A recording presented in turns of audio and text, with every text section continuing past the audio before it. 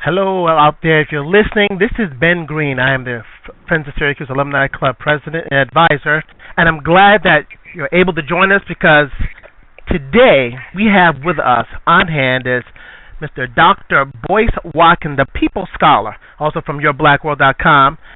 Dr. Boyce Watkins, if you haven't heard about him, if you haven't seen him in the media, you must have been in the closet because he's out there, he's got a lot of things to say, and the network is glad to have him here today. Welcome, Dr. Boyce Watkins. Hey, glad to be here. Thank you for having me.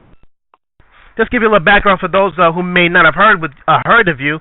Dr. Boyce Watkins earned his BA and BS, triple major in finance, economics, and business management. You also are from the University of Kentucky. You earned a master's in mathematical statistics, and also your PhD in finance from Ohio State University. You are currently a professor at Syracuse University Whitman School of Management. Am I correct? Yes, I sure am. Cool. And tonight, today, we want to do is we know that there are a lot of things happening out there in the world affecting many people, different cultures, but we have our own thoughts. The network here has our own thoughts. But we're not just going to do this alone. We've invited two additional people, waiting for a third one, but two additional people who will be our Q&A panelists, and they have questions of their own they want to ask you, Dr. Boyce Watkins. First up on hand, I want to introduce him, Mr. Bill Francis, representing the SU Posse. Hello, Bill. How you doing, Ben? And how you doing, okay. Dr. Watkins? I'm doing wonderful. Thank you for asking. We also have Miss Ebony Doughton from the SU Black Book. Hello, Ebony. Good afternoon. And this is what we're going to do. I'm going to throw out the first couple of questions, and then from there I'll invite some of the panelists to ask questions in the same area of thought that we're thinking about, okay?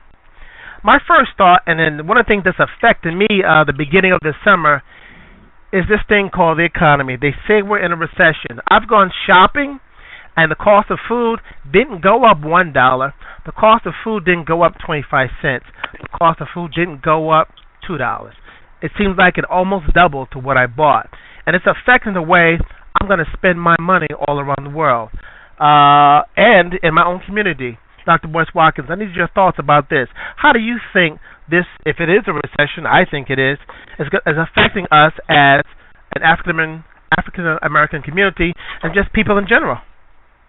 Well, we are in a recession, and there are some not just short-term but also some long-term structural concerns about the American economy that I've sort of yelled about a lot lately. In general, when you talk about the rising price of food, and then you also talk about the general economic downturn, I personally consider those, at least at this point, based on my research, to be two separate issues.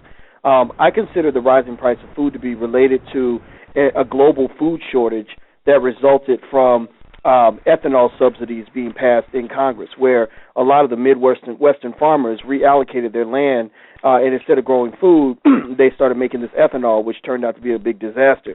So as a result, we're not just seeing our prices of food go up, but they're going up all around the world, and you have starvation in some parts of the country directly as a result of this food crisis. So as bad as it is here in the United States, where I've got to now pay twice as much for a loaf of bread, at least I can still get my bread. There are places around the world like Haiti and other places where people can't buy the bread. People are dying now because they can't afford the food. So now that talks about the food crisis. Now in terms of the economy itself, the mortgage crisis obviously had a lot to do with this. We also know that 9 times out of 10, when it rains on the rest of America, there's a hurricane in Black America. Just the other day, when I did speak with Reverend Jackson on his show about this, one of the things that he had brought to me as a concern, which is one of the reasons that he and I both have really thought about how we're going to kind of manage the Barack Obama situation, how we can support him while still making sure the urban agenda remains at the forefront, is we talked about the fact that in many Black communities across America, particularly in the inner city, you are in a Depression era sort of environment. When you talk about the unemployment rate for Black males, for example, it's 40% in many cities across America. And so as a country, we have to make a committed effort to implementing policies that are going to create these opportunities that these individuals need. And, so a speech from Obama on, being more responsible and things like that, that's a good thing. But honestly, I wanted to hear that from my pastor. Personally, I want to make sure that our next president, and hopefully it will be Barack Obama, will ensure that there are policies in place that create opportunities for everyone. Okay. With that in mind, do you see this happening in the near future? Because I started to worry about, when we talk about the economy, let's say about the whole food thing.